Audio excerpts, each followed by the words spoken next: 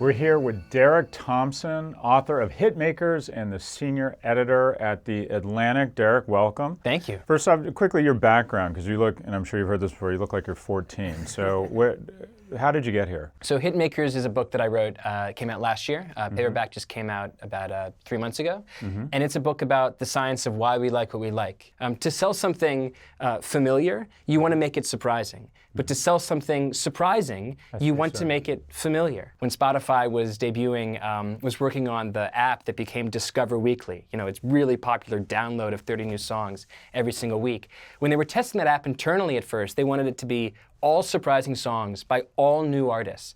But there was a bug in the algorithm that accidentally let slip through some old familiar songs. So they fixed that bug and they kept testing it internally. And after they fixed the bug, engagement with the app plummeted. It turned out that a few familiar songs in that Discovery app made the app more popular. So again, to sell something surprising, the key was to make it familiar. So what, if you look at products out there, media vehicles out there, can you give us examples of things that you think are going to be very successful and not so successful based on your theories? Yeah, well, I think that one of the things I think is really important that I talk about over and over in the book is the power of distribution. Because there are some companies that are really, really great content companies. That it doesn't matter if you've made the best documentary, the best song, the best app. No one's going to find out about it. So when I look at who's going to be successful in the future, the first question that I ask is, who has the power of distribution? Right now, you see in streaming, of course, Netflix has the power of distribution, so it frankly doesn't even matter that a lot of their programming is like B-, C+. They own distribution, and that's why they're worth 95% of Disney right now. I look at a company like Amazon. Amazon's Prime is in I don't know what percent of households with over two-thirds of households. So they own the pipeline, the metaphorical pipeline to these people's houses. And that means that they have the power to build a lot of products on top of that. So even though their programming to date has been really, really bad for video, I think that because they own the distribution, it's given them the confidence to now spend a lot of money on surefire hits. That's why they spent $250 million on the rights to J.R. Tolkien's books, because they essentially see that we own the distribution. Once we have any content that has the potential to be a hit, we have the power to put it in. So you're a distribution, not a content guy, because there's definitely two camps, right? And I just had lunch with a guy who's at a company called, I think it's called Real Vision or Real Video, and their viewpoint is that great content, you'll be able to find distribution. Your point is you got to start with the distribution. Well, my point is that a lot of content people radically downplay distribution. And actually that we, the media, have given them permission to do so. Because we have taught them this lesson of virality. We've bought into this viral myth. And when you believe that a piece of content can just go viral, that gives you an excuse to not work on a marketing and distribution play for it. If you say, I've made the greatest app, I've written the greatest song, and you believe in the viral myth, then you just believe this thing is like the measles, and it should just take off and infect everybody automatically. But time and time again, what we've seen in pop culture history is that that doesn't happen. Some of the most successful songs, in fact, failed over and over again until they found the right distribution platform. A great example would be Rock Around the Clock. Rock Around the Clock is the second best-selling song of all time. It's the first rock and roll hit to ever hit #1 in the Billboard Hot 100. And when it came out in 1950... Bill Haley in the comments? That's right, Bill Haley in his comments. Well done. When it came out in 1954, it was an utter failure. It was a total dud. And through an incredible series of events, the director of a movie called Blackboard Jungle, kind of one of these juvenile delinquency films. Sidney Poitier? He was in it. Wow, look at you. Fantastic. I'm just really old. He goes to his star's house, Glenn Ford. And he says, Glenn, I want a song to kick off this movie. What do you got? And Glenn Ford says, you know, my favorite kind of music is Hawaiian folk, so that's not going to be very helpful for scaring people about the problem of juvenile delinquency. But my 10-year-old son, Petey Ford, listens to this new race music. Maybe you should ask him. So the director of Blackboard Jungle, Richard Brooks, goes to this 10-year-old boy, Peter Ford, and says, show me the songs that you have. Give me some vinyl records. And Peter Ford gives him a stack of vinyl records that includes Rock Around the Clock. And it's only after Rock Around the Clock plays at the beginning of Blackboard Jungle that it soars to #1 of the charts and becomes essentially the hit that all of us know. So again, if you're a content person, if you say content is king and content is destiny, you can't explain the story. Because Rock Around the Clock sounded the exact same in 1954 when it was a dud, and in 1955 when it was the hit of the century. The difference was context and distribution. So again and again, I just think it's so important to think, once you've made something great, you're halfway done. Disney, Netflix, Amazon, those are easy. Give us some media companies that you think will be hits and why that everyone's on. I mean, Axios and Quartz, how are they going to do? I think an interesting thing about Axios is that one of the things that sets it apart is the fact that it has breaking news that cable news networks want to talk about, right? So if you're a new media company, you want to get scoops, and you're like, how do I co-opt the distribution that already exists? How do I co-opt the attention platforms that already exist? The best idea is to say, I'm going to produce content that is catnip for cable news networks, because I can put all of my reporters on those news networks and get the name out there. Axios, all over. Right, yeah. And they do that. And so I think that in many ways, it's a really, really great sort of post-advertising business model. It's a great marketing strategy to essentially say, where are all the people looking that we want to reach? All right, now let's find a way to co-opt those networks so that the people who own those distribution networks want us to reach them. So does Spotify break through? How does Spotify, just recently public, is it a buy or does it screwed even with a better product because it can't get distribution? Spotify's a buy, but not because of its current business model, because of its possible business model. Its current business model is essentially constructed so that Spotify basically has to lose money because it's basically a co-op that is co-owned by the music labels, right? That's why it's so difficult to make money under the current model. But what does Spotify have? They have distribution. They have tens of millions of people who adore the product, who have it at the bottom of their phone on the most valuable real estate in media. So why not build other products on top of that? Why not make Spotify a natural home for new video products? I think that is where you're going to see them push the company now that they're public. I think that's where they're going to move the next 3 years, and I think they absolutely have the potential to use the distribution network that they've already built and then put in for-profit or higher margin products on top of that. So you said Amazon, or Netflix versus Disney. I always thought that the celebrity death match was going to be Amazon versus Netflix. Do you think it's Disney versus Netflix? I think, well, it's interesting. So Amazon I absolutely consider to be a company with enormous potential in video, but I'm also not entirely sure what their video strategy is at the moment because it's in such a U-turn. For a long time, it seemed like they were really focusing on indie darlings and sort of optimizing for Oscars, which is not a mass media play for the biggest e-commerce company in the world. So I was confused by that strategy, but it definitely seems like we've hit an inflection point where now they're spending $1 billion on hits, on Tolkien-style hits. So if they do that, if they reorient around a Disney-style strategy, buy up all of the available, most valuable IP, and then just churn out sequel by sequel and spin-off by spin-off, given that IP, that's the strategy, right? So Amazon essentially is trying to be Disney, while Disney tries to be Netflix, right? Disney essentially has all the content you could possibly hope for. They have that incredible catalog of animated stuff. They have Lucasfilms, they've got Star Wars and Indiana Jones, they've got Pixar, they've got Marvel, which is just this factory of film hits. But what they don't have is streaming distribution. That's the thing that they have to build. And I do think that we're in a position right now where if Disney builds a halfway decent distribution product for streaming, it is going to be really, really tough news for Netflix for two reasons. First, I just think Disney's content is a lot better. So once you equalize in distribution, then you have to give it to Disney on content. Second, look at Netflix's stock right now.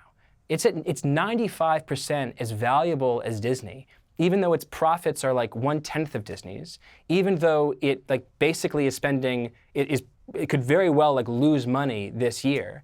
And it seems to be sort of using a Jeff Bezos strategy in order to grow, but television shows and warehouses are not that similar. So if you overspend on a television show right now that's not very good, by 2020, what's the value of that television show? Basically zero. You can count the number of people who are going to be watching it on two hands. When Amazon spends a lot of money and pushes down their profits, as we've talked about, the warehouse that they're building in like, suburban New York or suburban Cincinnati, that warehouse is going to be just as valuable, if not more valuable, in 2020. So it's weird to me that Netflix is essentially using an Amazon model for a non-Amazonable business. And I'm nervous about the future of their business because there's going to be a future where they're essentially neck and neck with Disney, but Disney obviously has the profits and the content and the IP, and Netflix just has sort of the legacy signups for the product. When you talk about Disney needs the distribution or they need the technology or the streaming, aren't we really saying Disney needs to cross the chasm and go to a different business model? I mean, they already have the technology. It's about moving from a business model where they get a ton of affiliate fees and a lot of advertising, and moving to a Netflix model where they charge $9.99 a month and literally forego billions in advertising and affiliate fees. It's sort of almost what was it Adobe did, where they said instead of selling stuff at $1,299 bucks, we're going to go $29.99, and their profits went like this. Right. And then they came back, but they came back as a recurring revenue model, which has a greater multiple. It's hard for those companies to do that. It feels like Bob Iger is one of the few people that can pull it off, but it's not as much technology and distribution. They need the stones to go to an entirely different Netflix-like business model. No? Yeah, no. There's content, there's distribution, and there's stones. And I think that's a great way to put it. I mean, let me make the bear case for Disney and end with the bull. The bear case is that Disney had all of these moats. And the moats are now flooding the fairy tale castle. Like, they used to be the number one sort of pay TV television company, and now half of people between the age of 22 and 45 didn't watch any pay TV in 2017. So that model is collapsing. You look at movies. On the one hand, like, they, I think, have made 8 of the 12 biggest movies of the last decade. But at the same time, the number of 18 to 24-year-olds who are going to the movies every year has declined by 17% in the last 5 years. So all of the moats are flooding the castle, right? There's lots of reasons why you should be a bear on Disney. At the same time, a Disney streaming product, a Disney Flix, has the potential to be so much bigger than Netflix. Because what Netflix is selling you is just video. They're just selling you that 1 hour that you're watching. But the genius of Disney, going all the way back to Walt Disney, has always been the understanding that the ultimate value of their company is in the power to merchandise fantasy, to take the fantastical experience of that movie, that television show, and turn it into a blanket, a theme park ride, an experience. And so Disney Flix won't just be Netflix for Disney. It has the potential to be Amazon for Disney, Kayak for Disney, Groupon for Disney. Yeah, access to parks, access to If they know cruises. that you love Frozen, then they're going to be the best company in the world at saying, we know that your kid loves Frozen because he or she has watched it 17 times in the last 24 days. Maybe he or she, maybe your little kid wants a blanket, a pillow, a mug. We'll give you a 30% discount to go to Frozen New York City. And that's how Disney essentially, I think, becomes not just the Netflix of entertainment, but the Amazon. Disney Prime, I think, is what we're looking at. What if Time Warner and Disney got together and they merged and started a competitor to Netflix? Well, the thing that I definitely don't understand, and it's sort of a separate issue, but I think it's so interesting, is we're at a period right now where throughout sort of antitrust history, the DOJ has always blocked the horizontal mergers and been relatively kind to vertical mergers. But right now we're in a scenario where AT&T and Time Warner, clearly a vertical merger, is now being blocked by the government. But Disney and Fox, a horizontal merger, which has always gotten scrutiny, is basically getting the green light. You had this fascinating theory that we went over the last time we were together, where you said that the best thing that happened to Google and Facebook was Netflix. Can you expand on that? Sure. Let's go back to the year 2000. Let's say that Google and 2004, let's say, so Facebook exists. And Google and Facebook get together in a sort of cigar smoke-filled room, and they say, what can we do to optimize the value of our business in 20 years? And what they would say, I think, as they were chomping their cigars is, we need to build some corporate shell that somehow destroys the paid TV business model, that gets a bunch of people to keep watching video, but all that video is ad-free. And once television goes from a dual revenue business model of both affiliate fees and advertising to a one revenue business model, which is just subscription fees, $40 billion of advertising that previously went to television will be freed up, and there will be nowhere else for it to go but online, where we, Google and Facebook, will be the duopoly, right? So that's the end of that, make-believe scenario. That company exists. It's Netflix. Netflix is almost single-handedly leading the effort to destroy the pay TV business model in the United States. I just gave you the stat that 50% of Americans between the ages of 22 and 45 didn't watch any pay TV last year. That is just remarkable. You are just seeing a calamity in the pay TV market. And as a result, all that advertising is being freed up, and the only place for it to go is Google and Facebook. Google and Facebook accounted for 99% of digital advertising growth in 2016. So Facebook and Google could not have come up with a more ingenious corporate assassin than Netflix. And the thesis of this story is that the biggest winner of Netflix versus the cable bundle is not Netflix, it's certainly not the cable bundle, it's Google and Facebook. So let's make some predictions here. What media company do you think increases its value the most in, say, the next 12 to 36 months? As long as the market is just going to judge Netflix and subscription numbers, I see no reason to bet against Netflix in the next 12 months. But 12 months from now, there's going to be a Disneyflix product. And what I think Disney will do eventually, maybe not in 36 months, but certainly in 48 months, is they're going to take one of these films like Black Panther, and they're going to say, folks, the only way that you can watch this movie— Or Star Wars. Certainly Star Wars. A movie like Solo would be a great example. The only way that you can watch Solo 2 or Leia is to become or offered 7 days early in your home. Right, exactly. Is to become a Disneyflix subscriber. What you're going to see in that scenario is that the earnings report in, say, late 2019, early 2020, is going to show 10 million to 15 million people have signed up for this Disney product. And that moment, that day, if you time it right, you're going to make, if you own Disney stock, an enormous amount of money. Because suddenly— ugly for Netflix too. Right, people's eyes are going to open up and they're going to say, this is not a monopoly anymore. This is a two-man race, and Disney could win it. Netflix, great short term, kind of medium term, you're betting on Disney with their Disneyflix. Any other observations around media companies you think are going to ascend or descend really quickly in the next 24 months? The low-hanging fruit for Spotify is just there. I mean, Spotify— So you're not worried about Amazon Music or Apple Music using their distribution to come after Spotify? I'm a little worried for precisely the antitrust reasons that you pointed out.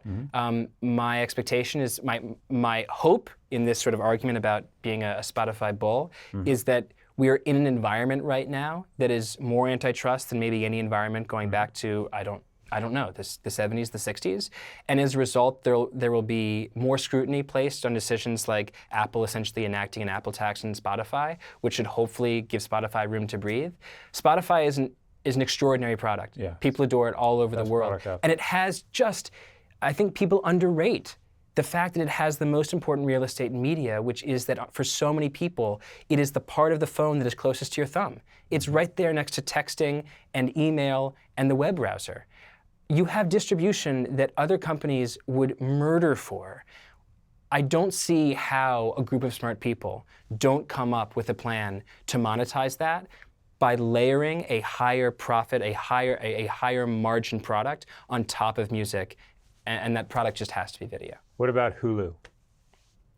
Hulu's interesting because I don't know, I've talked to people at Disney about their strategy for Disneyflix versus Hulu. They're going to essentially— Will they be the same thing? They're not going to be the same thing. They'll be very different. Disney is going to be the family-first streaming service, and Hulu is going to be for adult entertainment. Not Stormy Daniels adult, but like, Deadpool adult. The Handmaid's Tale, right. R-rated, PG-13, risky stuff. Fox Searchlight, all those Oscar films that Fox Searchlight has produced. Isn't that confusing to the consumer, though? Shouldn't they have one product, and maybe they have— Netflix manages to segment by genre. I have the kids, I have the other stuff. They mix the content up. I mean, wouldn't they be better off just, they have the technology. Yes, it's so confusing. Hulu becomes Disneyflix. This is why in the piece in The Atlantic where I write about Disney strategy, I say, Kevin Mayer, their chief of strategy and now chief of streaming strategy, has said, we're all in on streaming. You're not all in. not. You're all over the place. Yeah. You have a Netflix, you have a Disney Flix ESPN product. advertising supported, ESPN Right. 2, 3 with ads, and Exactly. You have a pay TV strategy. You have a pay TV Plus strategy with like ESPN Plus. Yeah. You have a family streaming strategy with Disney Flix. You have an adult streaming strategy with Hulu. I mean, this is not an all-in strategy. It's actually very, very confusing to figure out, if you're a 35-year-old, 45-year-old guy who likes Oscar-winning entertainment, but also has kids. They're basically making you sign up for two products that serve completely different interests. Netflix is not going to spin off Netflix plus the stuff we think might get Emmy consideration. That would be very, very weird, I think. But Disney has essentially done that with their announcement for Hulu being an adult-first entertainment product. I don't think it makes any sense, and my expectation is that in 12 months they will realize the same. Derek Thompson, author of Hitmakers and senior editor at The Atlantic. Thanks very much. Thank you.